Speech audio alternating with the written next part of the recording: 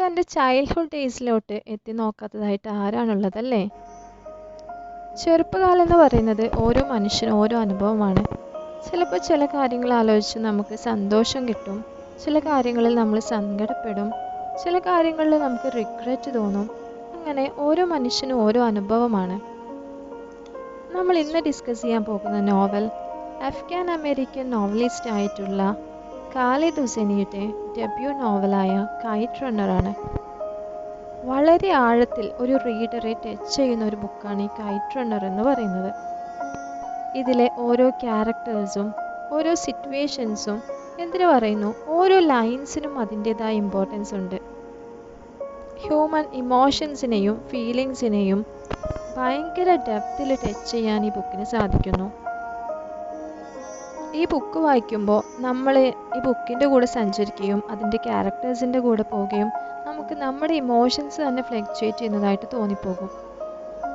അത്തരത്തിൽ നല്ലൊരു reading experience തരുന്ന ഒരു ബുക്കാണ് ദി കൈറ്റ് റണ്ണർ.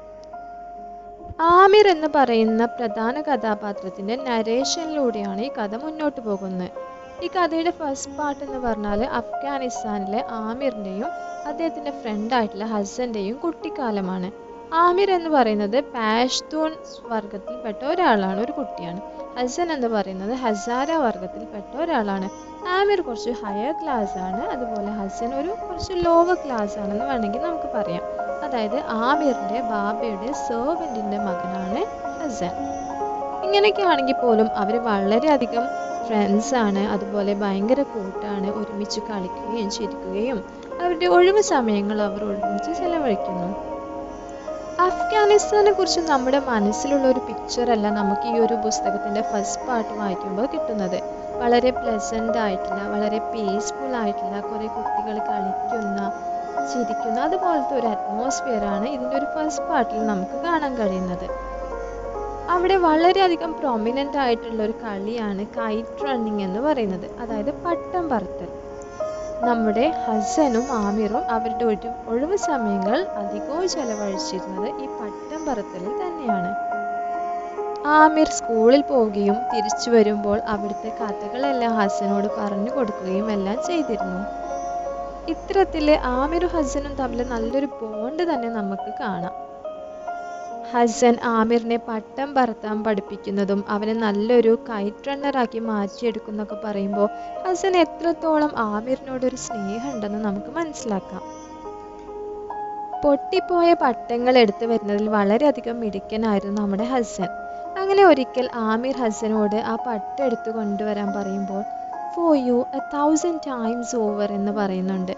ഈ ഒരു ലൈനിന് ഈ സ്റ്റോറിയിൽ വളരെയധികം ഇമ്പോർട്ടൻസ് ഉണ്ട്. ഈ കഥയുടെ അവസാന ഭാഗത്തുമ്പോൾ നമുക്കത് കുറച്ചും കൂടി വ്യക്തമാകും. അങ്ങനെ അവരുടെ ആ ഒരു ഭയങ്കര ഇന്നസെൻ്റ് ആയിട്ടുള്ള ഒരു ഫ്രണ്ട്ഷിപ്പ് മുന്നോട്ട് പോകുന്നതിൻ്റെ ഇടയ്ക്കാണ് ഒരു സംഭവം ഉണ്ടാവുന്നതും. അങ്ങനെ അവിടെ ആമിറിൻ്റെ ഭീരുത്വം അവനെ കീഴ്പ്പെടുത്തുകയും അവന് സൈലൻസ് കീപ്പ് ചെയ്യേണ്ടി വരുന്ന ഒരു സിറ്റുവേഷൻ ഉണ്ടാവുകയാണ്. ഈ ഒരു സാഹചര്യം ഹസൻ്റെയും ആമിറിൻ്റെയും ഫ്രണ്ട്ഷിപ്പിനെ ബാധിക്കുന്നുണ്ട്. അവർക്കിടയിൽ ഒരു ഡിസ്റ്റൻസ് സംഭവിക്കുകയാണ്.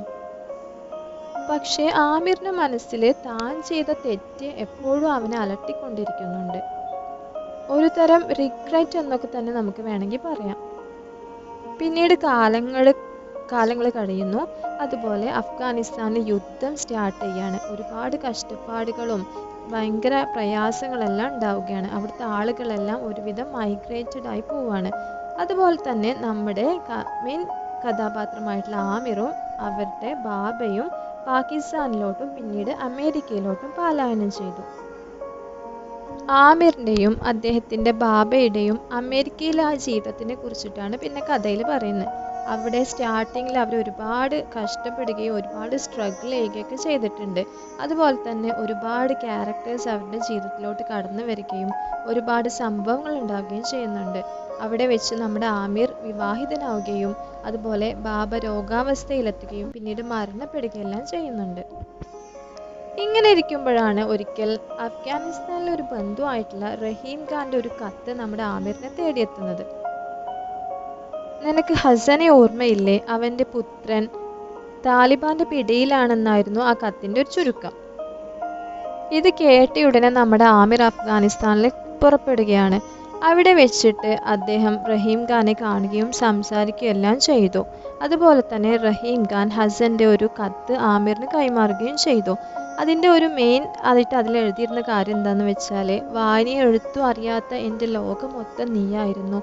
അതുപോലെ തന്നെ നിന്റെ കഥകളിലൂടെയായിരുന്നു ഞാൻ ഈ ലോകത്തെക്കുറിച്ച് അറിഞ്ഞത്. നമ്മുടെ ആ ഒരു കൂട്ടുകെട്ട് അകന്നതിന് ശേഷം ഞാൻ നിന്നെക്കുറിച്ച് ഒരുപാട് ആലോചിച്ചിരുന്നു. ഇത്തരത്തിൽ ആമിറിനോടുള്ള ഹസൻ്റെ സ്നേഹം വെളിപ്പെടുത്തുന്ന ഒരു കത്തായിരുന്നു അത്.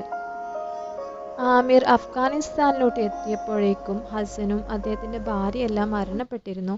പിന്നീട് ആമിറിൻ്റെ മനസ്സിൽ എങ്ങനെങ്കിലും ഹസൻ്റെ പുത്രനെ രക്ഷിക്കാന്നുള്ള ഒരു ലക്ഷ്യമായിരുന്നു.